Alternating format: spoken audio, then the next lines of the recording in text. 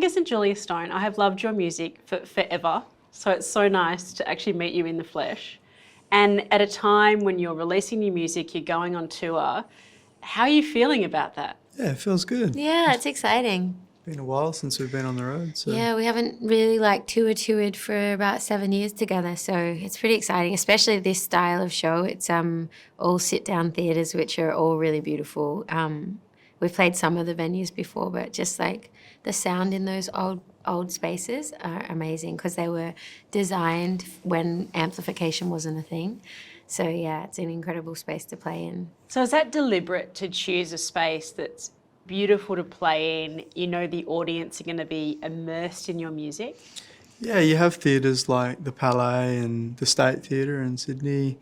They're just something about them. They're so regal, and the ambience, and they're dripping with history, and they're really enjoyable to play. And I think as well, like Angus and I talked about, because this record's a little bit more stripped back, we wanted to play in spaces where the sound was really great because the music is so, it's like so acoustic, and so you really want the room to sound great. And we wanted the audience as much as possible to feel like they're kind of in the living room with us, you know, us telling stories and playing songs. It was very deliberate, the choice for all the venues on this tour. And then on the flip side, you're getting pulled up on stage by Niall Horan, you know, with surrounded by screaming girls, particularly, all sorts of screaming fans. What was that like? Talk us through that.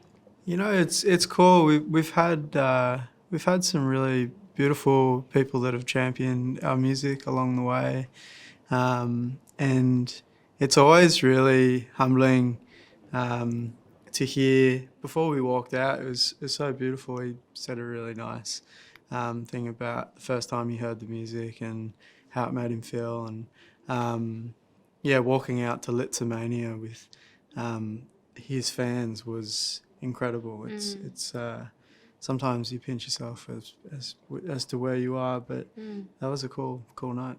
How do you manage, or perhaps when did you first discover that as siblings you worked together so well musically? In a funny way, I guess it was sort of discovered for us. We had been writing and making music kind of separately in a way. We were living together at the time. Angus was probably 18 and I was 20, and we were just helping each other out, singing backing harmonies on each other's songs, and it came about through a label that actually was interested in Angus. Angus had been playing a bunch of shows and I was backing him up, and Angus suggested I sing one of my songs, and I did that, and that label ended up then offering us a record deal, and but together, you know, and we were like, oh, you know, we're sort of not together, you know, like we do our own thing, and then following that, it then became clear that there was something good that was happening together, and opportunities sort of kept coming to the both of us, and it felt nice. It was just very natural and easy to make music together. So it just kept going like that over the years. I imagine that's the best thing about being siblings performing together. Is there a downside to it as well? How do you manage that dynamic? I think it's important to have other avenues where you can be creative.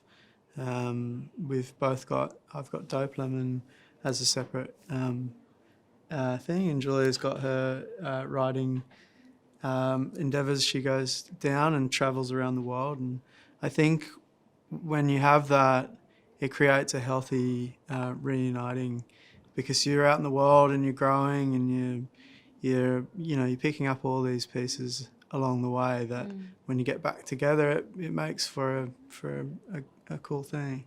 You've given us this insight into your recording process, into your songwriting process through your latest film clip.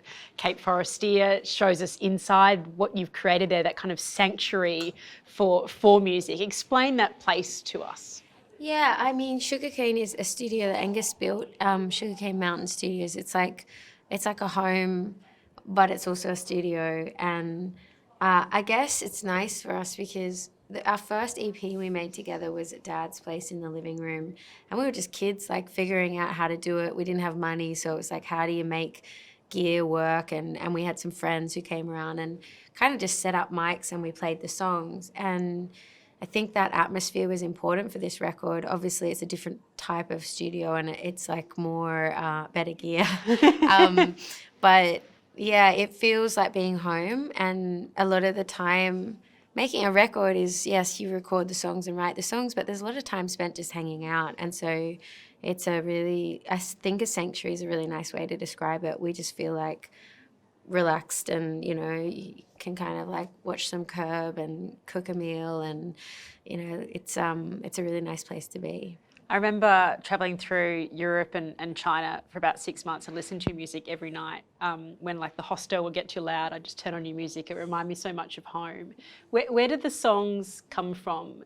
Where's that exchange of ideas between the two of you in terms of, you know this is going to make a wonderful song, or here's the kind of the essence of a lyric that then leads to some music?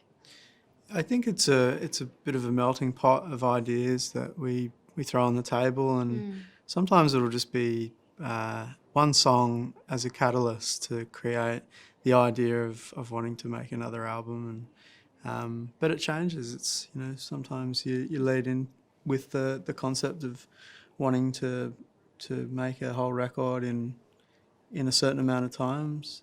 Yeah, and sometimes it's like, it's really surprising when like a song comes to you, you know, like sometimes we don't know we're gonna have a song. Like there's a song on the record, County Sign, and that's just like going backwards and forwards around the same 4 chords.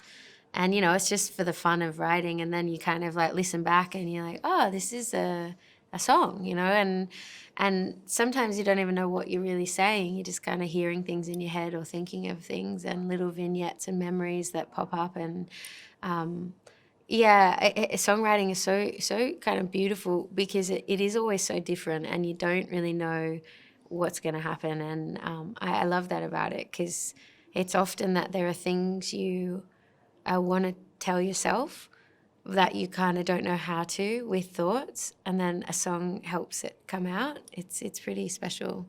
Of course, we all know Big Jet Plane. Your new track, No Boat, No Aeroplane. There seems to be sort of like a public transport theme there. Lots of transport, boats, planes, bicycles. What about the wedding song that's on the album? Because that came about through a really unique way. So tell us the story behind that. Yeah, I guess that started as a gesture of love for friends of ours. They were getting married, and we wanted to, gift them something for their special day. And it's kind of nicer than a cheese board, really, at a wedding. Yeah, or like cheaper than a cheese board, right? Yeah, it's when you've forgotten a present, you're like, quickly write a song. No, it was really nice actually, and they ended up coming to one of our shows, and so we decided to sing the song at a show for them, you know, because they were there probably like a year or 2 later into their marriage, and then it was sort of like we could tell the fans really liked the song, and so we started performing it more and more. And one of those recordings, I think it was in London, it got recorded for a session or something, and then that got shared amongst fans. And people started sending us videos of them getting married to this live recording of the wedding song. And the recording wasn't great, you know, in our opinion. It was like sometimes live recordings can sound a bit rubbish, and we felt kind of, you know, bad that people are using this for their big moment. Yeah. So when we were finishing this record, we talked about it'd be really nice to give the fans a really, you know, a nice recording of the wedding song. And we didn't know that it would turn into this beautiful, like it's been so amazing how something grows. We ended up doing a shout out to if anybody else had some videos and they wanted to share, we were going to put them together for the music video, and just hundreds and hundreds and hundreds of videos got sent in of people's weddings from all over the world, you know, from Egypt and Peru and Thailand and Australia, like backyard weddings to Bollywood weddings in India. And like, it was crazy. We spent hours and days watching these videos, and we squeezed in about 80. We could get about 80 into a 3-minute song. Out of 800. That's so beautiful. And what So about beautiful. the couple who were there at the beginning of the song? They got divorced. No, they didn't. No. They didn't, did they? I hope not. Did No. they have to give permission, or were they? I imagine they were chuffed, I suppose, to have Yeah. this tribute to their love. Yeah, it was cool.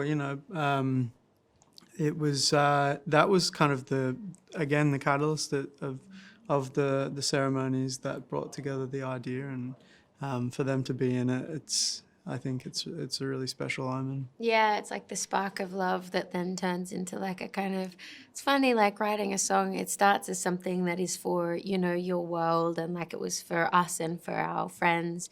And then it sort of becomes for other people. It's like out of your hands and it goes off and travels. And that's kind of the fun of this job. It's like, you never know where it's going to go and how it's going to be a part of people's lives. And now they can never get divorced, because that would be really awkward for you guys. Aussie dates, Brisbane sold out, Sydney just a few tickets left. The response from fans has been overwhelming. Every person I've told that I'm coming to talk to you, they're like, I love those guys. It must be so gratifying, being so long since you have toured before and released new music, to have that response from fans, Angus. Yeah, we feel.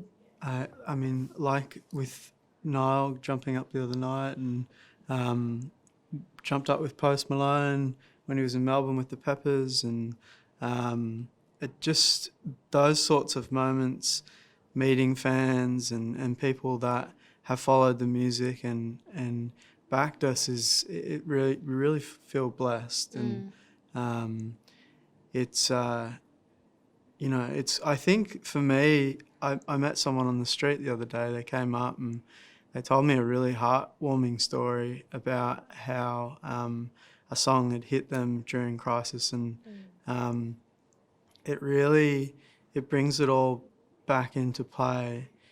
I mean, you write the song about something you're feeling at the time because you're telling yourself something through a song, but after that, it's out into the ether, and it becomes more of a collective and a shared thing with the world. And hearing those moments that people have with the music is really special. Who are you jumping up with next? That's quite a list. Well, I don't know. Who would you like to jump up with? I don't know. I mean, I guess it's just like, it'll be a surprise. And it's kind of like every single time we like, Angus and I grew up listening to Rumours, Fleetwood Mac. Our parents played it all the time. When we got to tour with them, that was like a full life moment of just, meeting Stevie. And we just kind of like keep being so amazed and surprised at the things that come along. And like doing the shows, it's so incredible, because it's sort of like, making a record is very isolated, and then we get to be with all of the people that the music's part of. I don't know. It's all pretty trippy that it's happening. We were speaking to Tones and I recently, who was asked by Pink to write some music for her. Wow, that's so cool. Which is amazing after she toured with her. Could we see you guys also be writing music like that for other people, or do you feel like you really love your stories to be sung by you guys? To start with you. We wrote a song. We wrote an album actually for a Colorado-based company that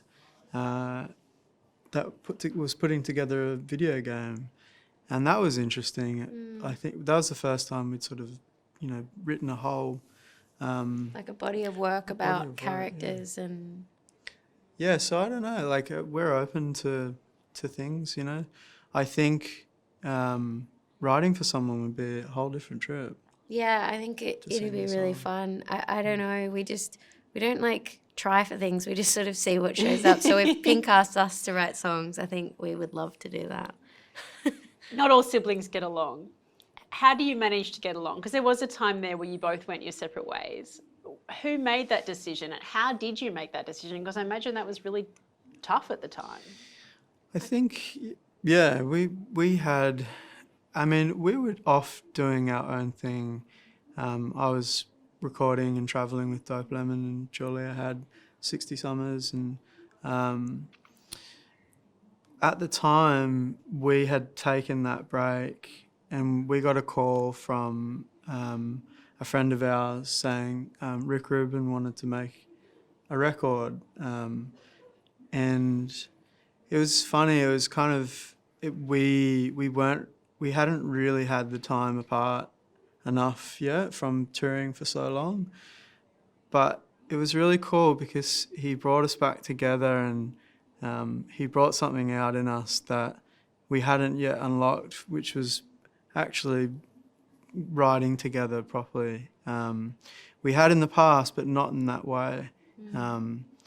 And I think he was a big part of our figuring out, how to sort of be in the studio and do things in a certain way that, it was a cool thing. And I reckon as well, like, one of the most beautiful things about him is his capacity for listening. Like, he's one of the most beautiful listeners, and he listens with his whole body, and he, not just the music, but to us as people, the way he showed up for us to talk about what we were going through as individuals. And I think that helped Angus and I as well. Like, there's something so gracious about really hearing what somebody's saying. And as siblings, we grew up together, and we hadn't learnt that. We had to figure that out along the way. And we were kids when we started. We were having so much fun.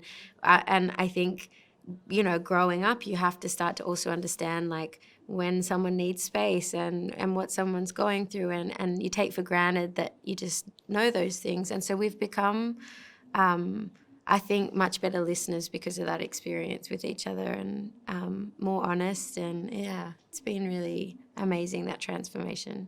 What do you feel like, and just even in one word, that Julia brings to your partnership, Angus? One word. One word. It sounds really cheesy, but love. Julia's capacity to express love, and the way she is with people, and her authenticity, and it's a marvel. I pick up on so many cool things from how she is and moves through the world. And, What about you, Julia? I was going to say joy. No one makes me laugh like Angus makes me laugh. It's like, he's one of the funniest people. And I just love his sense of humour and the way he sees the world. And I think ultimately that is love as well. It's just like he sees things in a beautiful way, and he's got a great way of moving through this experience. I can't wait to see you guys take on the world once again. It's so nice to meet the both of you. Thank you for You too. talking to us.